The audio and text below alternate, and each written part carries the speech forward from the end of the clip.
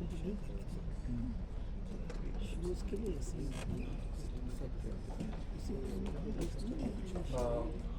afternoon to all, ladies and gentlemen. After a heavy dose, I appreciate the attendance, about the concentration through which you have listened to the entire thing of the DAP 2026, which is being promulgated maybe another 2-3 months. DAP 2020 is little less voluminous than DAP 2026, comprising 657 pages, 12 chapters. So I'll not go into detail of each and everything of that. I'll speak specifically to the RFP as the subject is given to me. Being Colonel RFP, Director General of Capability Development deals with the capital procurement of Indian Army, and there are various line sections and verticals inside the capability development. CD Director also. I am part of RFP cell who prepares the RFP after definitely collating the inputs from all the stakeholders. So who are those stakeholders and how these RFPs are being made, I'll come in detail. And I try my level best not to exceed the timelines, and still I think I'll be able to finish in the given time frame. So RFP is the first legal document. So all your efforts, all your working with the RFI stage, GSQR finalization, everything, whatever you have gone through, till the time you do not comply with the RFP, all your efforts are gone in vain. So for you to understand the RFP, this is very important for you as a vendor, I'll say, vendor, bidder, or partners, whatever you can term it. So this is very important. I shall cover in this 3-4 aspects. Besides this also, I would like to give on some important aspects also which as a Colonel RFP we do face, and definitely retraction of RFP which are now lesser, but nonetheless that is very it is criminal, so to say, if a retraction RFP we reach that stage. So what is RFP already explained to you, and why it matters to bidders. Bidders means all the partners. It matters to you because it gives you a platform a document through which you will abide by, and you can ultimately go and achieving the contract. And it gives level playing field because all the criteria, all the commercial aspects, all the technical aspects, each and everything has been is being there in the RFP.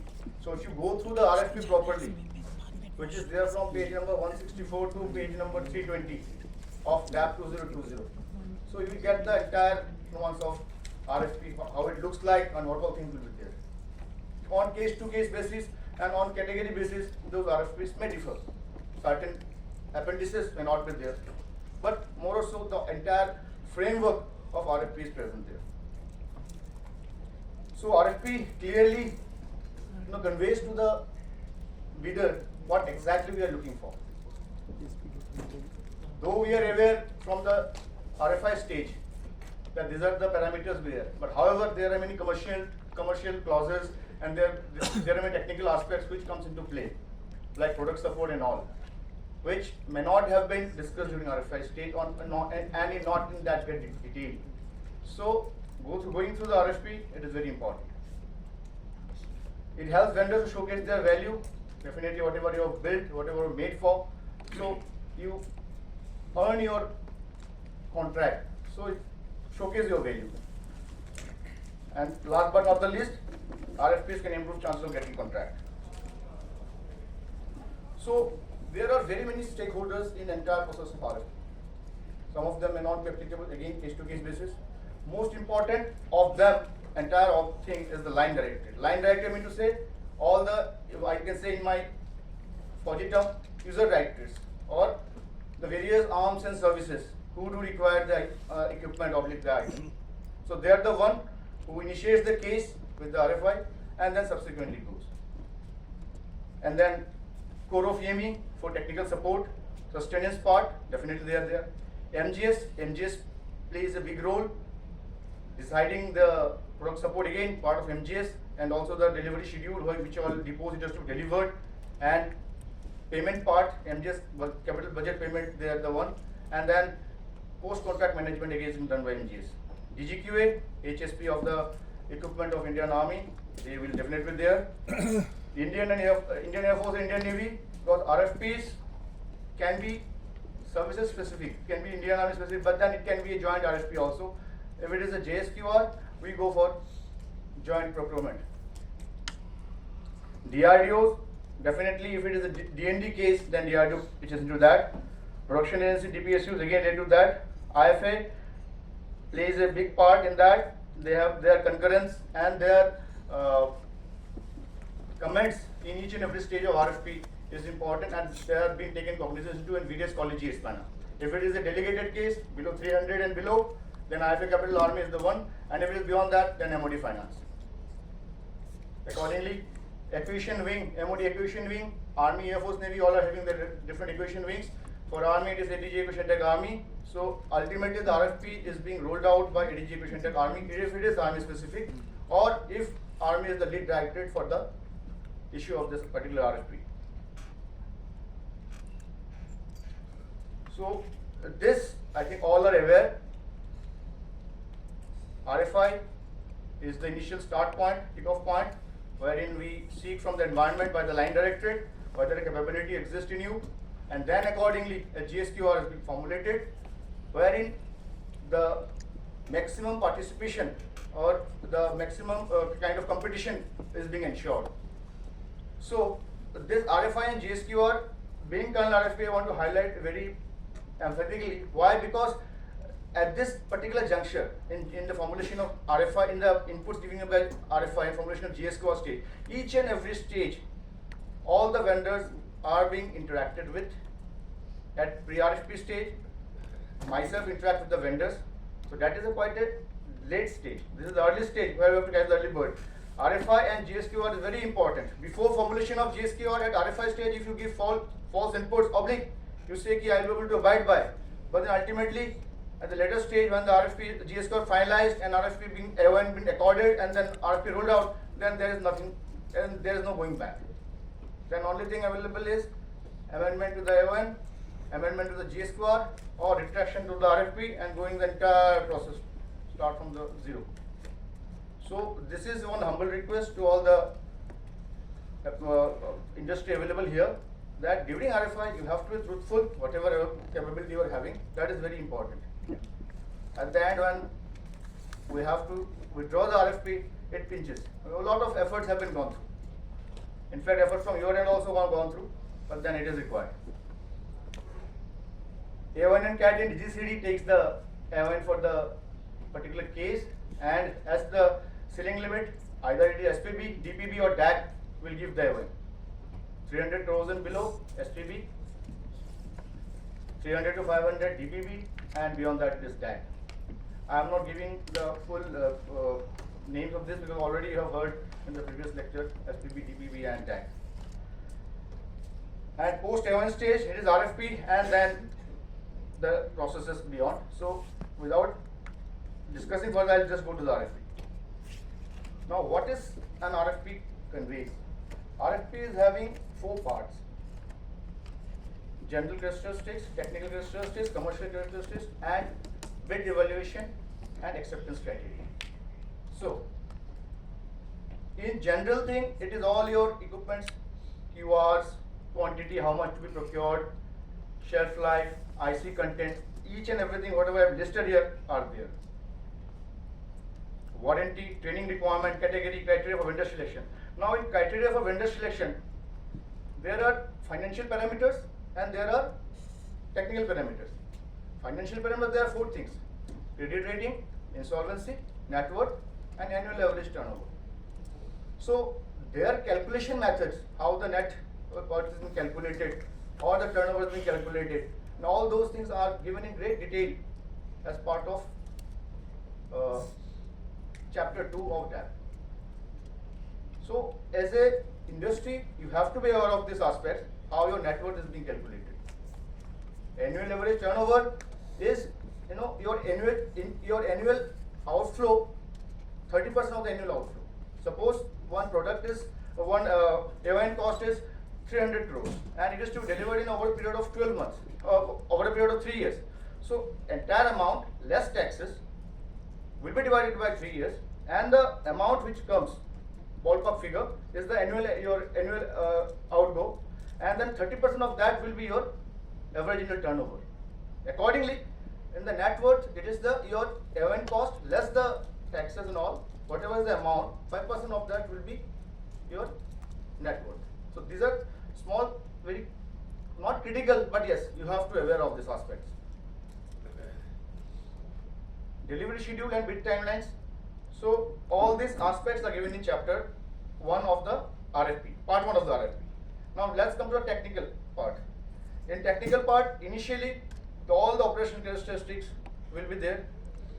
Field evaluation, trials, FET, which comprises of your user trial, technical trial, user trial but user directed, which will be comprising of summer trial, winter trials, and then technical trial being done by DGQA, then MET, maintainability evaluation trial being conducted by core of VME to fix upon your MRLS, SMTST and all.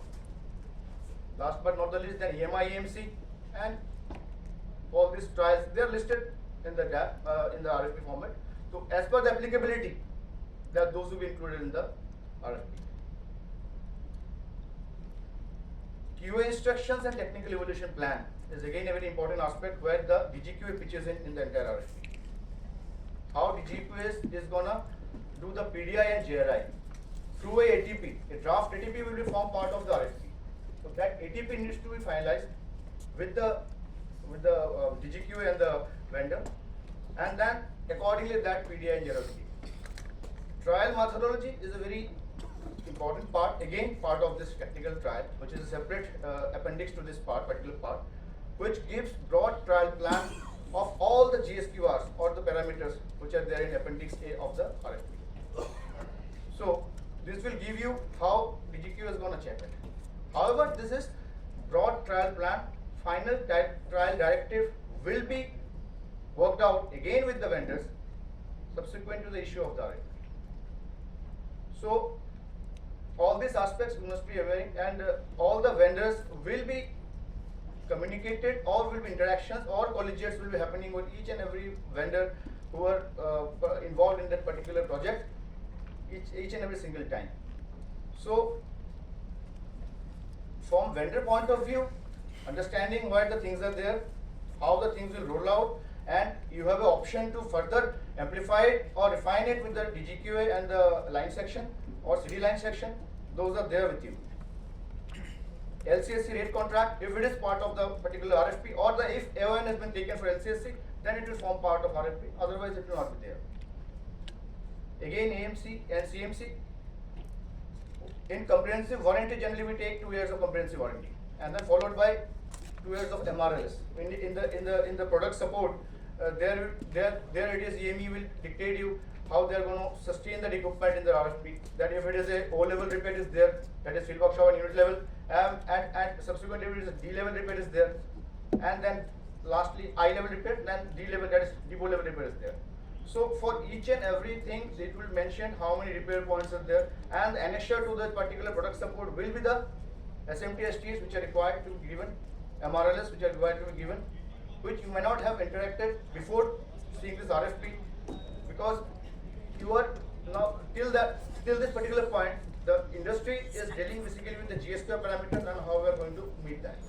Now for the sustained part of it, you have to further deal with the RFP, and then during MET those things will be rolled out, public decided. Third part is the commercial clause.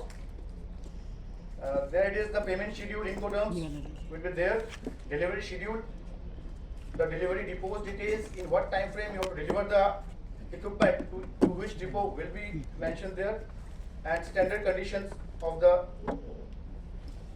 conditions in the RFP is there, wherein arbitration, force measure, integrated pack, each and everything will be there. Your EMD and everything will be there, form part of entire this in the commercial clause. Bank guarantees, if there is your APPG is there, or you have to give TBG there, and how does the time frame is to be given, the formats in each and everything there. Each and everything has been mentioned there. Even the latest thing which has been promulgated is the insurance surety bond. So in place, so for the vendors can even give the insurance surety bond in case of giving the TBG and all.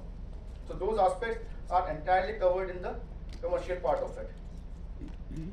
Last but not the least, the bid evaluation, wherein price bid format is given, which will be opened during the commercial, or when the commercial RFP will be opened, and then accordingly bid evaluation criteria and L1 determination will be happen, and finally the contract conclusion. These are the broad parameters of the RFP, which I have covered. Now, detailed RFP will result minimum pre-bid queries, of-bid retraction, and early conclusion of contract. So, to make the detailed RFP, the GSQR at RFI stage had to be detailed and elaborated one. Subsequent to that, the RFP will cover all the aspects, and thus the retraction will be lesser, and we will be able to submit a contract or give a contract to the L1 bidder. So it's the first legal document to the vendor. Technical and commercial bids, single stage to bid. The RFP is being prepared by CD directed RFP sir, and ultimately ADG Equation Tech headquarters signs it and upload in the SHQ website. That is indianarmy.nic.in. That is the website wherein you will find all RFIs and everything related to procurement. Withdrawal of RFP results in significant delay in procurement of equipment. As I said, it goes to the starting point again. We have to start from zero. Now come to the salient aspect of RFP. Already many of them are covered. Format is as per the schedule 1 of chapter 2 of DAP, page number 167 to page number 320 is the RFP schedule. Separate processes for delegated, non-delegated. For delegated, the CFA is vice chief. For non-delegated, it is DG acquisition. So delegated cases are, you can say, faster time frame. You can do it, complete the project. Though the AON validity period is 6 months for IDDM cases, for buy and make cases, and turnkey projects, it is 1 year. Each RFP is unique, as I said, it is tailor-made. Why? Because for buy Indian IDDM, for buy Indian cases, for turnkey cases, so these very different. Just for the info of the industry, the city director has started with capital procurement through GEM portal also. So six such cases are already in pipeline. Out of this 6, supply order of 1 has already been placed.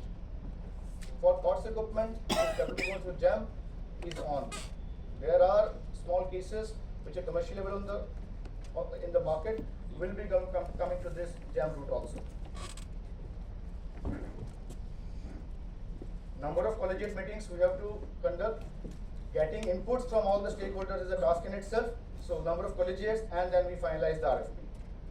RFP is being vetted by IFA Army in case of delegated, and in case of non-delegated case, which is beyond 300 crores, will go to MOD Finance. Draft RFP is approved by DG Acquisition, vice chief.